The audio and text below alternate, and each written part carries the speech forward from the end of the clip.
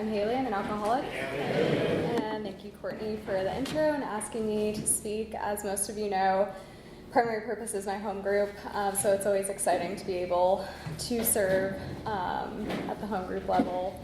My sobriety date is August 11th, 2019. I always feel like I'm going to forget it for some reason, but I think that is the right one. I have a sponsor, I actively sponsor other women, and I have a few positions in the home group as well, doing treatment work, and I think at this point I am the unofficial interim secretary, so if anyone's interested in being the secretary. So yeah, I am just going to tell you guys in a general way what I was like, what happened, and what I'm like now, and what AA has done for me, and hopefully just let me step out of the way and let God take over and speak from the heart. So I'm from this area originally, and I had a pretty, typical normal childhood. My parents did divorce when I was young, but other than that, there was no real crazy things. Played sports, liked school, all of that kind of stuff. But I do remember, even from a young age, just having a lot of fear. I would even ask, maybe around 5 or 6, are the doors locked? What happens if there's a fire? I'm always kind of thinking worst case scenario, we need an escape plan, and what's going to happen if worst case scenario happens. So I carried a lot of that fear just through childhood and adolescence, and no real idea why or where it came from. And I didn't know it at the time. I thought, most people thought that way. But as I got older and now being in recovery, I can tell that, I was just a pretty anxious person from the get-go and got pretty good at hiding that. I hear a lot of people say in meetings and from the podium that they just felt as though other people had a handbook for life or, a way to live, and they were missing out on that. And I felt the same way. I thought people somehow knew exactly what they were doing. Even in middle school, I could remember really comparing myself to other people and wondering, why do they seem like they have it all figured out and I don't? And fast forward to my first drink when I was going into high school, about 13 or 14. I was just with a couple of girlfriends. We were having a sleepover. We made a plan to sneak into her uncle's liquor cabinet because they lived next door and steal some alcohol, whatever we could get our hands on. And I was so excited, gung-ho about the plan. We had planned it a few weeks in advance, and they kept falling asleep. And I'm thinking, we have alcohol to drink. Why do you keep falling asleep when we could go do this? So it's interesting that even before, I took that first drink, I'm kind of just really anticipating it. And nothing crazy happened. I, remember just downing some shots of bourbon or whatever we could get our hands on, and just feeling kind of like that voice in my head dissipated a bit. The, edges and shapes of the world felt a little bit softer, and I felt like I didn't have to worry as much about what other people thought of me or, just that anxious voice. And I made the conscious effort that I was going to drink again whenever I had the opportunity. And, being a freshman in high school, that's not often. It was really weekends to begin with. And then, a year or two goes by and I switch my friend group a little bit. I become friends with the people that know older people or have older siblings who can buy us alcohol. And I convinced my mom that she needs to buy me alcohol because it's safer if I'm drinking at home versus somewhere else. And God bless her, she did it. And, I started hanging out with, like I said, a different crowd where we would get invited to parties on the weekends and things like that. And I loved every second of it. I really latched on to alcohol as really my identity. I wanted to be the partier, the life of the party. I could outdrink a lot of the guys that I knew, and I wore that like a badge of honor. And just really had fun. And looking back, again, I thought this was all normal at the time. I thought I was just having fun, being a 15, 16-year-old. But I had a lot of, red flags in my drinking. I kind of quickly was a blackout drinker, and I thought there was no issue with that. I thought it was pretty fun. I would lose huge chunks of my night, and my friends would wake up the next morning and tell me all the crazy stuff I said or did, and we would laugh about it. And I like to drink alone a lot. Maybe not a lot, but I did, develop a habit. I'm an only child, so if my mom was working late, we'd have wine in the house, and I would just drink some wine by myself and maybe finish a bottle, maybe a bottle and a half. So behaviors like that, that now I can look back on and know that that isn't normal, quote unquote, drinking. And doing things like making sure if I go to a party that I'm taking my own alcohol to kind of hide it so I don't run out, or if I'm throwing the party, I'll have my own stash in another room somewhere so people aren't, drinking all my alcohol. So that was kind of my drinking the first few years, and as high school progressed, going into it, I was really involved. I played soccer, I volunteered, I was a part of a few community organizations, I did Young Life. I even went to a youth group at this church before I thought drinking was more important. And slowly but surely, I quit all of that because I really wanted to go home and hang out with my friends instead of go to soccer practice. Whether that was to smoke weed or drink or, that was my priority. I wanted to have fun. And again, I'm thinking, we're young. This is what you're supposed to do. We're experimenting. And I kept, I kind of flew under the radar, just enough. I kept my grades up. I did enough of the normal things that no one really raised any red flags. I remember my mom confronting me after Thanksgiving, I think maybe my junior year of high school, because I got blackout drunk on Thanksgiving, which isn't a good look. And she was upset, rightfully so. And that was maybe one of the only times she mentioned anything about my drinking, and I just quickly shut her down. I was already in that kind of like, how dare you tell me anything about drinking, and it's clearly not a problem mentality even at that age. But other than that, I really had no real consequences. I had some friends that got drinking tickets. I always managed to be elsewhere when that happened, so I kind of lucked out, even though I was frequently with those people. Again, I kept my grades up, I graduated, I went to college, somehow got into college, even though it wasn't my priority at all. My senior year, I thought it was okay to spike my coffee before going to homeroom because I did it. I got into college and I passed or whatever.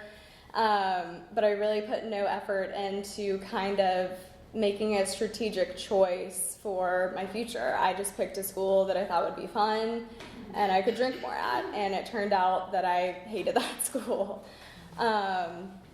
So that first year found me drinking alone more because I felt like I didn't fit in. I had a few friends at that school with me, but I was just, I was dead set on transferring.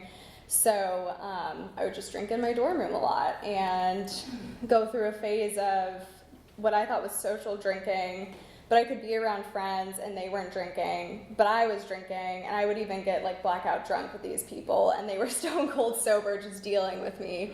And I don't know how they did that or why they did that. It probably wasn't very fun, but they're still my friends today, so I don't know.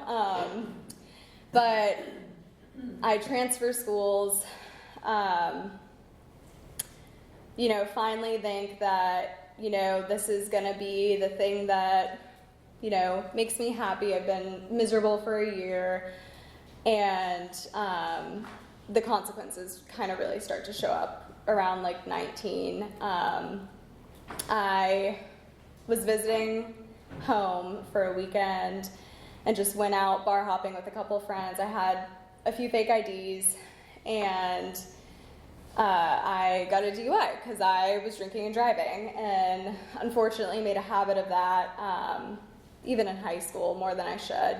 Sober, I would never say I'm going to drink and drive, as most of us, I'm guessing, wouldn't. But a few drinks in me, and all bets are off. I will get behind the wheel and, you know, who knows what. So I got pulled over in the middle of a blackout. I vaguely remember doing like the field sobriety test, which I obviously failed.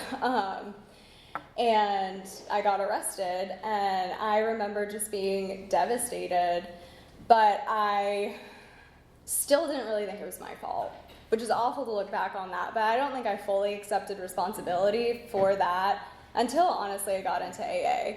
Because I knew, you know, drinking, driving's terrible, especially driving a blackout. I could hurt myself, hurt other people.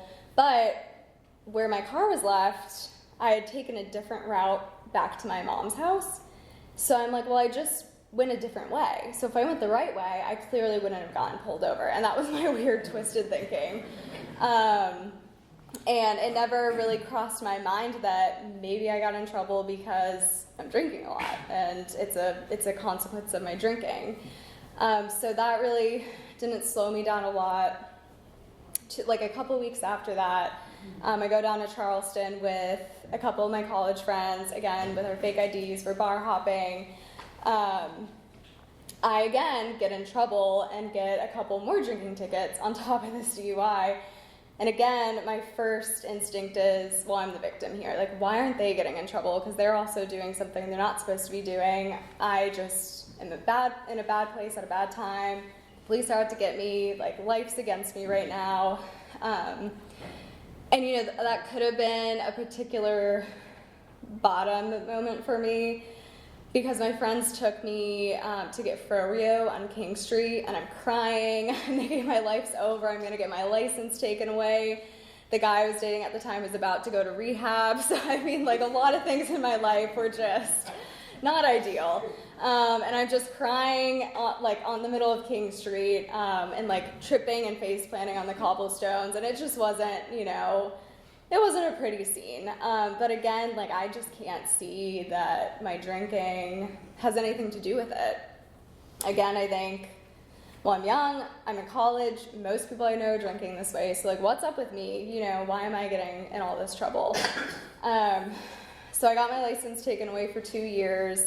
I had to do 24-hour, some amount of community service, which involved me vacuuming the student union at my school, which was so boring, but that was my community service, and that's really, you know, all I learned from it, unfortunately. So I continued to drink as I, you know, knew how to, and at this time introduced some other substances. You know,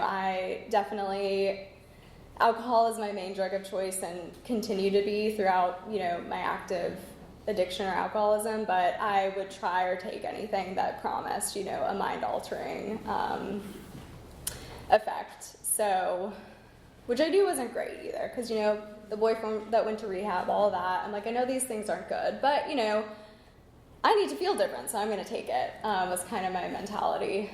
But again, I think I just lucked out because for whatever reason, I really loved school. I was able to graduate again, and I got into a grad school program. And this was really the start of me thinking that if I just move somewhere, then all my problems will be fixed, that geographic cure. So I decide I'm going to move to Los Angeles, I'm going to move to California, I'm going to be an entirely different person, and my life will be so much better. And again, I'm not really factoring drinking into this, but I can kind of tell that something's wrong with me. I'm thinking I have really bad anxiety again. Like, I'm feeling as though nothing in my life is good enough. The grass is always greener. People just have this thing figured out and I don't. People have so much more confidence than I have. All that kind of stuff was starting to come back. And now I know for me that's untreated alcoholism. Thinking, you know, an external solution will fix what's going on inside. So I moved to Los Angeles and fully expecting it to, you know, change my personality and who I am. And of course, nothing changed. Weed is legal there. So if I wasn't drinking, I could, you know, smoke or do other things to kind of take the edge off. And I'm in grad school, so I'm kind of, you know, stressed out sometimes. And around this time, I kind of need something for me to feel as though I can get through the day-to-day kind of grind. I did try therapy because I'm thinking, again, my problem is anxiety. I'm a highly anxious person. If we just get that figured out, I'll be fine. So I kind of shopped around therapists. The first one I went to, something I said must have triggered an alarm bell because she handed me some pamphlets. I think one was for AA and one was for her on-campus group for students that wanted to, minimize their drug and alcohol use. So of course I can't go back to her. I throw the pamphlets in the trash and find someone else that doesn't really know anything about addiction. And that was really the extent of that. But it did mark me kind of, trying to find some outside help. But I figure after maybe a year and a half, 2 years in California, that didn't work. So I'm gonna go back to the East Coast. I get a job in Boston, and I have one college friend there. It's, a fun job. Again, it's gonna be different this time, and I'm gonna be a different person and happier, and, I'm starting to realize that about 22, 23, that my drinking might be a problem. But I don't think it's necessarily a problem in terms of I need to quit. I'm thinking I just need to figure out how to control it. Because again, I'm blacking out all the time. And at this point, I used to think that was fine and love it and have so much fun, honestly, blacking out. I kind of don't want to do that anymore because I'm embarrassing myself. My blackouts have gotten worse progressively throughout the years. Where I used to be that, fun life of the party, now I'm doing things like, one time I woke up from a blackout and my friend told me that I spent 2 hours telling her how much I hate her, and she was asking me if that was true. And I'm thinking, of course it's not true. I can't believe I would say any of that to you, but I'm turning into this, mean, argumentative, combative person and putting myself in dangerous situations. There was one time when, I was at a party at Chapel Hill. It was Halloween, and I'm the type of person, when I go to a pregame, I'm downing shots as fast as I can because I want to get drunk as fast as I can, which, then I black out really quickly. So that was my night. I'm calling people, doing all of that stuff. My friends are trying to pull me together because it's still pretty early. They managed to drag me to Franklin Street. They're holding me in like a locked grip on either side, like making sure they have an eye on me. And somehow I slip away. And I don't have my phone, I don't have anything. They don't know where in the world I went. And I was gone until like 10 a.m. the next morning. And I woke up in a kind of like makeshift nurses station somewhere on campus. And then they brought me to the hospital, and they're trying to figure out like who to contact to let me know that I'm there. And I'm so drunk still, I just give them my own phone number. So the next morning I wake up and I get a message that says, "Hi, we have Haley Ray here," and blah, blah, blah.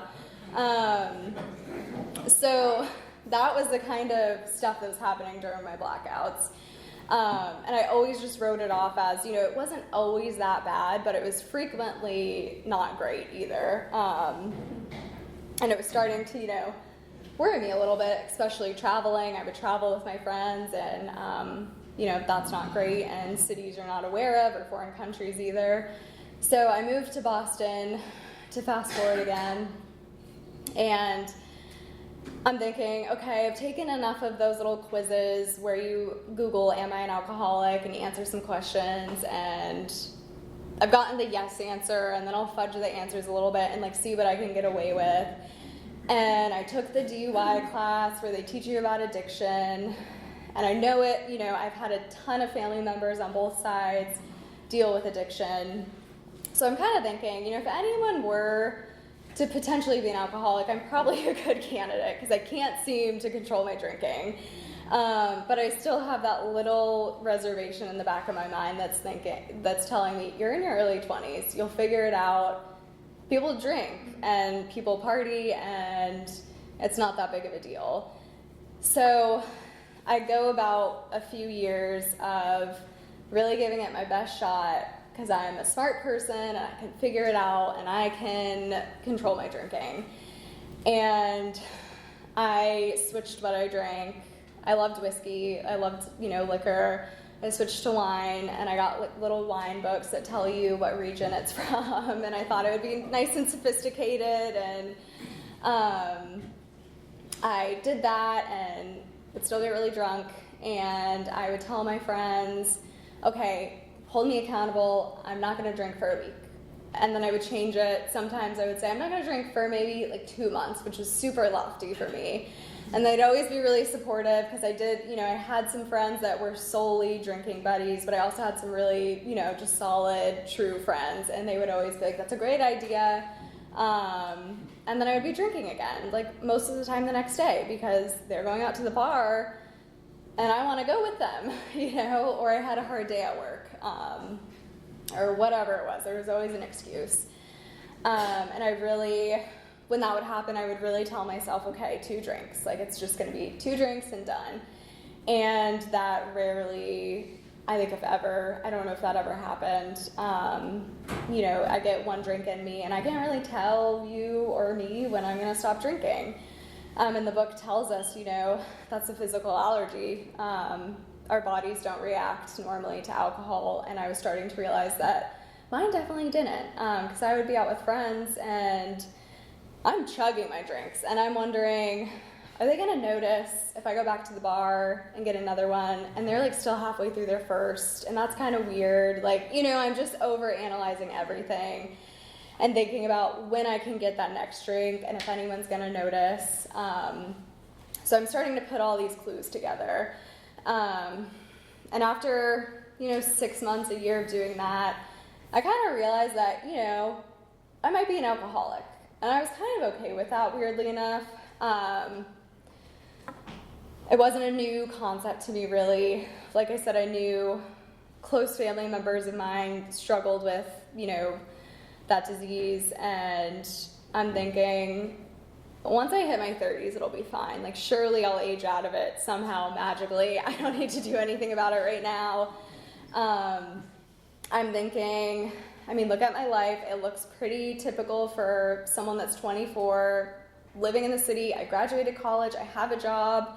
All these reasons why it's not an issue.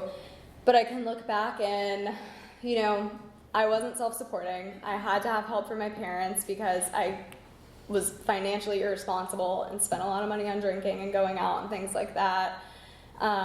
Sometimes I would drink on my lunch breaks because I thought I got most of my important work done in the morning, so no one's going to notice, So I can look back, and life was definitely not as manageable as I convinced myself it was. And I was starting to have trouble with friendships and personal relationships. I hadn't been able to sustain like a healthy relationship with a significant other in a while, and those good friends I was telling you guys about, I was starting to get in fights with them and become increasingly selfish. And my solution to disagreeing with people was to just simply never talk to them again, which is not a good coping tool or conflict resolution skill.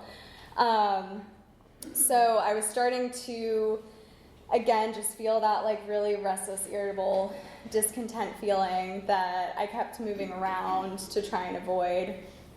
And I think I might be an alcoholic, but I can't connect that to the discontent that I'm feeling in the rest of my life. I think they're on entirely separate planes, and I'm thinking, well, alcohol is the thing that kind of like helps me through all the other stuff.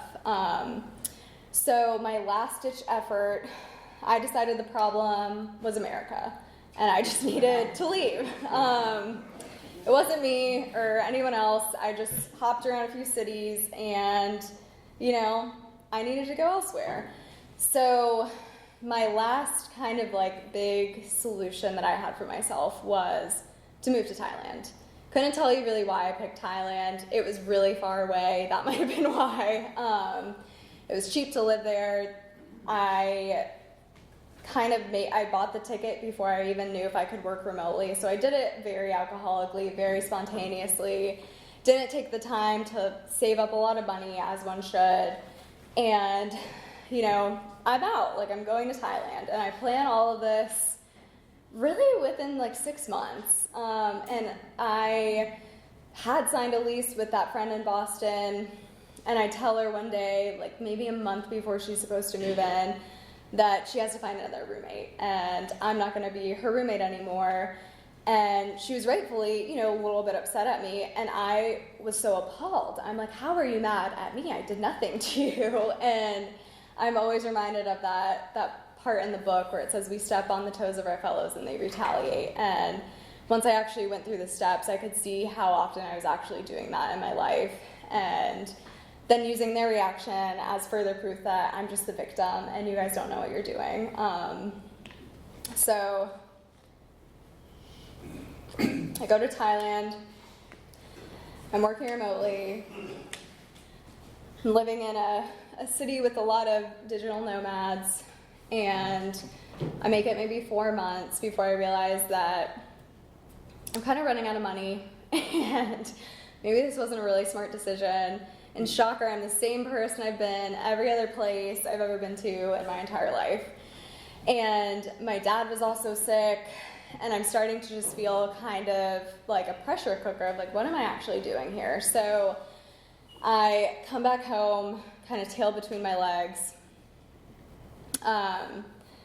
not really sure what my next move is. Again, I didn't know if I wanted to go back to Boston. I was still working remotely for the same company, so I was just kind of leaving the doors open. When you work remotely, you can kind of drink as you please. I really never tried to make a habit of morning drinking, but occasionally I would indulge. But especially when I came back here and I was working remotely, I just remember waking up and being like, 9 o'clock is a little too early, but I think I can make it until 10. And that's more of an appropriate time to start drinking, which it really isn't, but to me it was. And I kept doing the same thing I'd always been doing. I had no friends left in the area. They'd all, scattered, moved away. I was helping out with, my family was here, my parents, my dad. And he ended up passing away shortly before I ended up getting sober. So I was really glad that I actually came back here for that. But that gives me more fuel, because no one was even saying anything to me about my drinking, because it's just truly really normalized in my family, and that is in no way saying that's why I'm an alcoholic. That's just my family culture. When I got a DUI, my grandparents gave me like little mints to hide the smell of alcohol on your breath, and they were just being helpful. So no one's really saying anything to me much about my drinking, but still inside, I'm like kind of paranoid. And I'm thinking, well, no one can say anything to me about it now, because like my dad just died. No one's gonna be like, you can't drink, which is kind of a sad way to think about one of your loved ones dying. And I remember like smuggling alcohol up into the hospital, and just generally being selfish in that situation too. But again, I'm here, I'm working remotely. I go out with a friend that was in town visiting, and we're bar hopping, we're doing the same old thing, a blackout, shocker, I bet no one's surprised. And the next morning came to same feelings of kind of that like shame, guilt, remorse. I have no idea what I said or did the previous night. One of my shoes is missing. No idea how we got home. I remember my friend was telling me that the people at the bar we were at were asking what was wrong with me, so I'm sure I was just being super argumentative and rude. And for whatever reason, that morning, something clicked, and you hear it called a moment of clarity, and I can just credit my higher power for it, because I really don't know why it happened then. But I kind of finally realized that maybe the reason why I've been so miserable, even though on paper and when you look at everything, I don't have a bad life, but internally I'm thinking like all of this is terrible. all my friends hate me, but it's really because I treated them poorly. Nothing I do ever makes me feel better. Everything I, kind of touch, I can force external circumstances to look the way I think they should, i.e. moving all the time and, just being really self-willful with that. But even if I get the desired outcome I want, it doesn't do anything. It doesn't fix anything. It doesn't make me feel any better. And I was getting to the point where, I was just kind of done with life.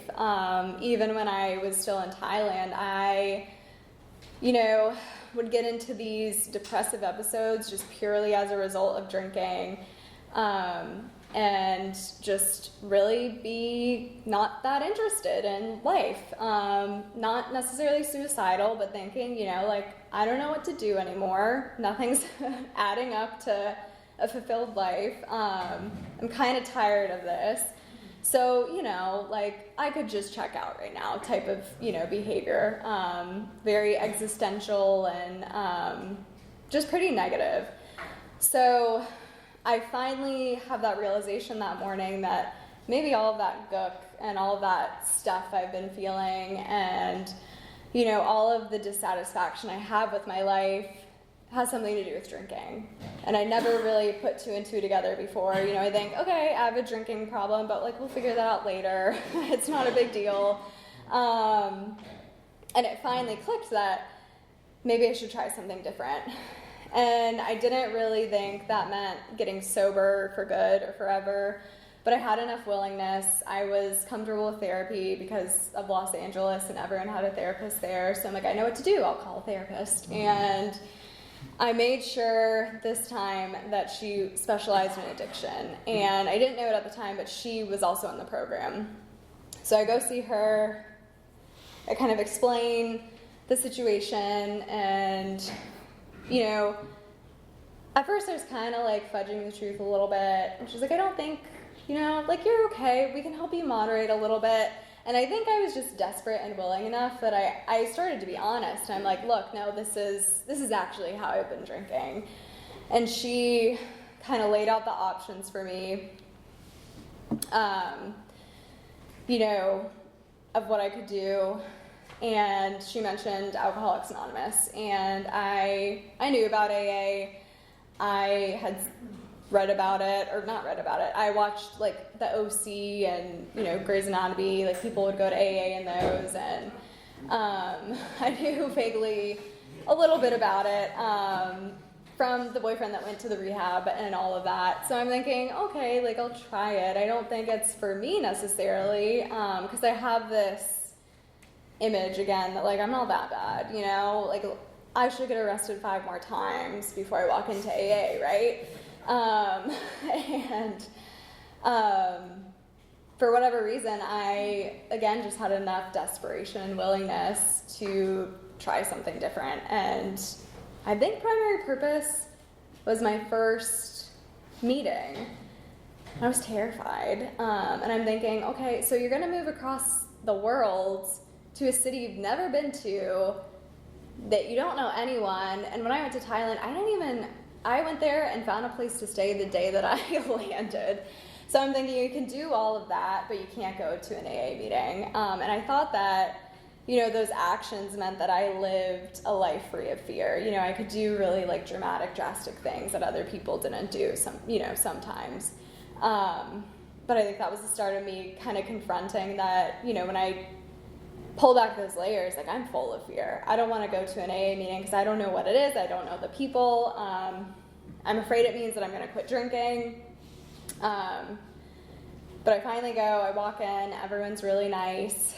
I didn't really understand anything about it. I was really open to spiritual concepts and God and things like that, but I really struggled to understand what they did to treat addiction or alcoholism. Because to me, in the beginning, I'm thinking, well, I have a chemical problem, something's wrong with my brain, I just can't drink. And towards the end, I could never even get in that tipsy spot. I would sometimes just be stone cold sober and then like blackout after even having that first drink.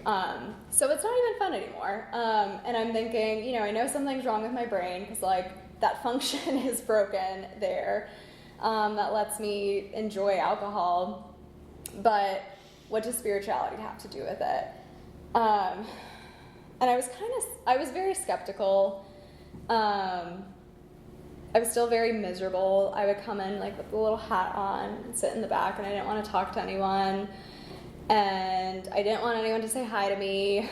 I appreciated that everyone was really, you know, happy and found a solution, and I could believe that they felt as terrible as I had felt, and something was working in their life, but I didn't think it would necessarily work for me. But I kept showing up, and slowly but surely, I kind of like thawed that skepticism a little bit. I asked someone to be my sponsor, kind of against my will. But someone, you know, just met with me and had coffee with me and did exactly what the big book tells us to do. She told me about her drinking, and what her drinking was like for her. And I think that was so beneficial to me because she was young like I was, and she had gotten sober young too. And I could identify with her story, even though parts of it were not the same. But I'm thinking, okay, yes, I think like that. I did the same thing. Like I have those same behaviors. And that really helped me realize that AA might be for me too. Because I had that image of, you know, either I'm too young or I'm too this or blah, blah, blah, and just constantly comparing myself out. So I finally get a sponsor. We start working through the steps.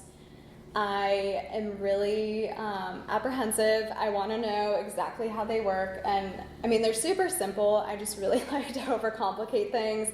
And I'm thinking, okay, for like steps 1 through 3, can you give me a PowerPoint slideshow of how they work? How do I do them exactly? You know, I'm just overthinking it and overanalyzing it and thinking like I should be able to figure this out because I like have a master's degree and all that stuff, and I don't need to do that. And I was really, you know, not buying all the way in. I was kind of 1 foot in, 1 foot out, and that led me to, you know, I put together maybe 2 months, really struggled through it, and ended up drinking again. And, you know, it was one day, and it really, I think, was the opportunity I needed for me to fully surrender, because I was sitting alone in a room by myself on like a beautiful Saturday. It was around this time of year, like a spring or early summer Saturday, and I'm just drinking alone. And then I'm driving to the liquor store to get more alcohol, and I'm drinking alone again, and it's just depressing. And I woke up the next morning, you know, feeling awful.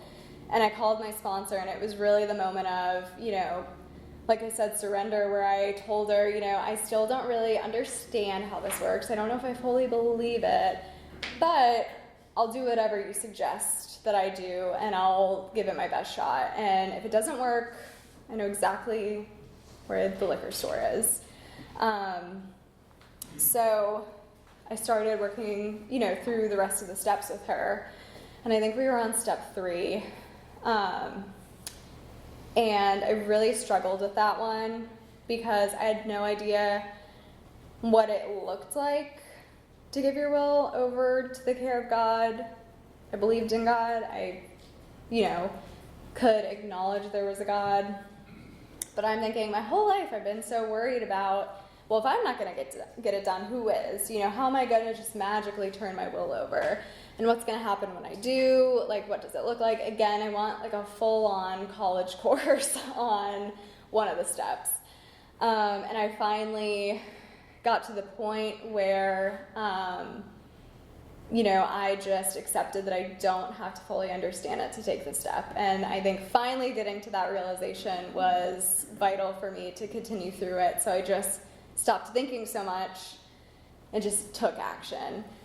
And I went through, you know, 4 and 5, and was really ready to take those steps. I've heard, a lot of people are apprehensive about it, but I was really ready to let all that stuff go and let go of resentments. And it was by doing 4 and 5 that I realized that I am full of fear. That was really one of my main main kind of fuels is I was afraid of everything. And I thought I was only afraid of like maybe spiders and one other thing before I did my fear inventory.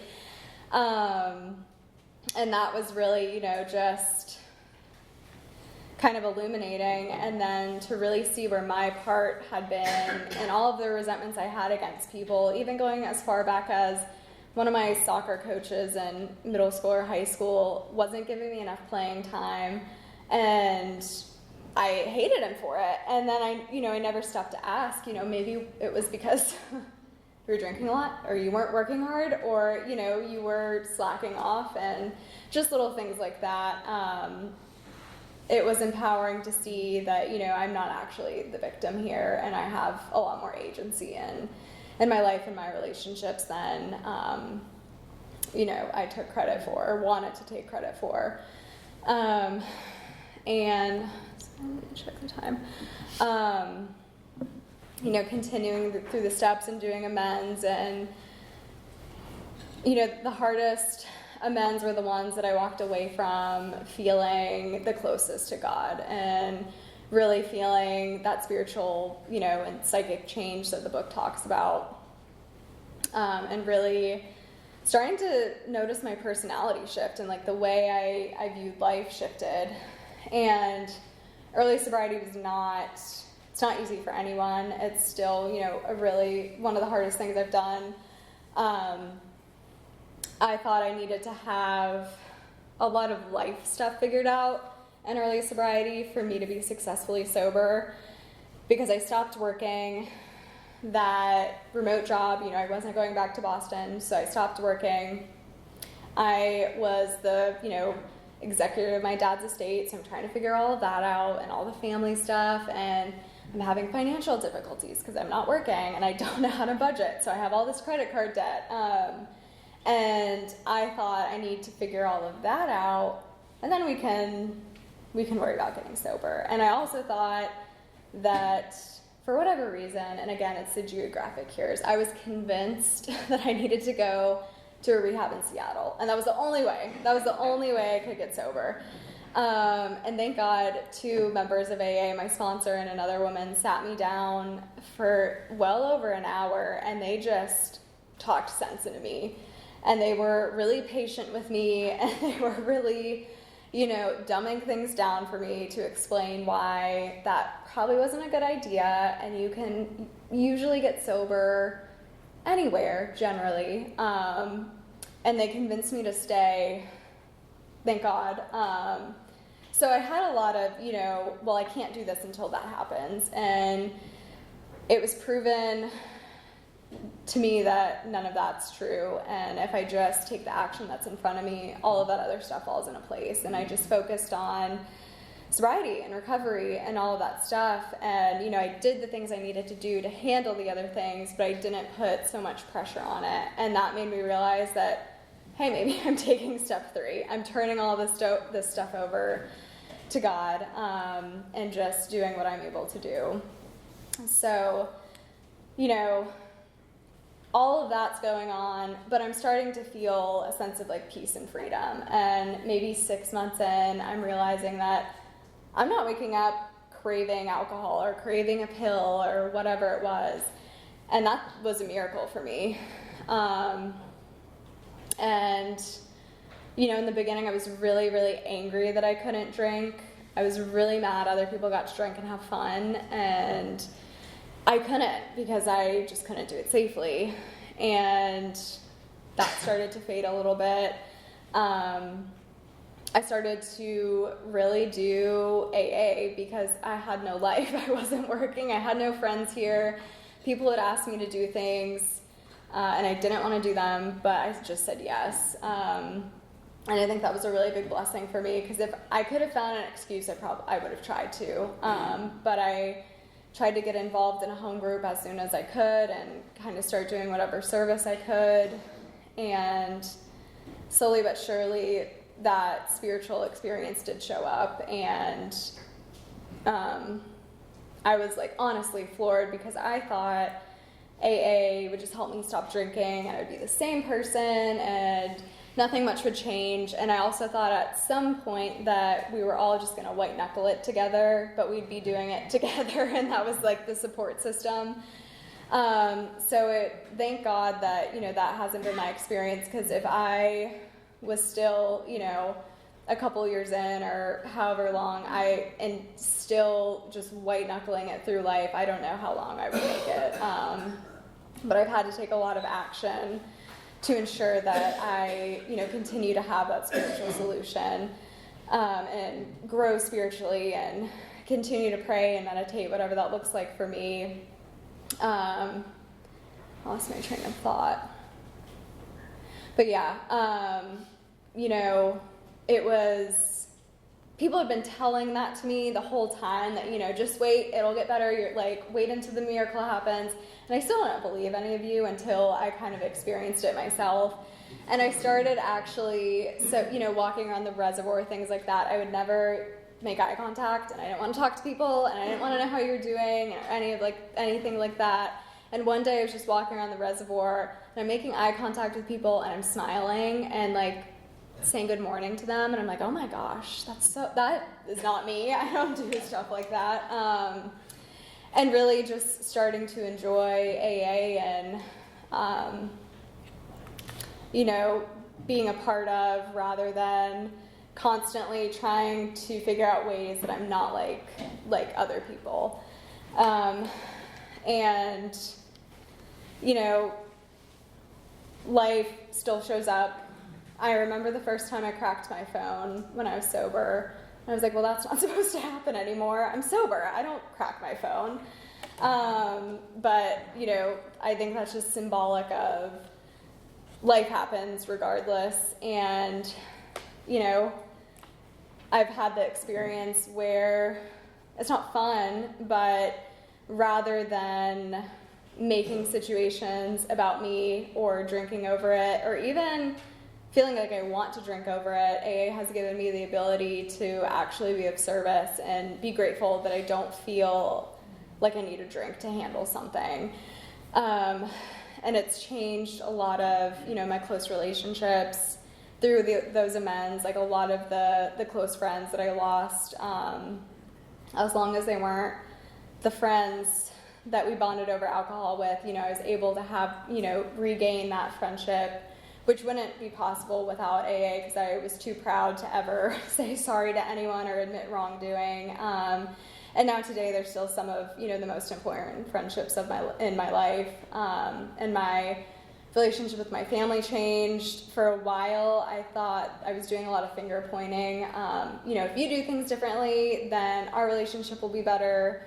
And it's not my prerogative to change. And then I noticed that when I start changing, my relationship with my mom starts changing magically. And she didn't even do anything. I didn't even have to tell her to act differently. It just magically happened. Or not her acting differently, our relationship. And, I've lived in the same place for over 5 years, which again, for me, someone that likes to move every year, that's also a miracle to me, where I can just be content and, happy where I'm planted.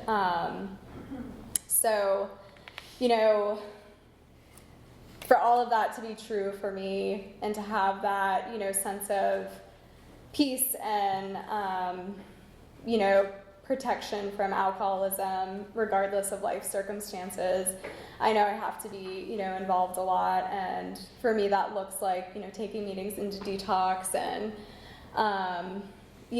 having a service position with a home group, and just continuing to be aware of ways that I can be of service and carry the message. And sometimes it's not convenient, but I don't think it's supposed to be, at least not for me. But I'm really grateful for, what AA has given me. And it truly, I didn't do it I just took simple suggestions that people passed down to me, and that's still what I'm doing, and just letting God handle the rest. So I think I'll end with that. Thank you.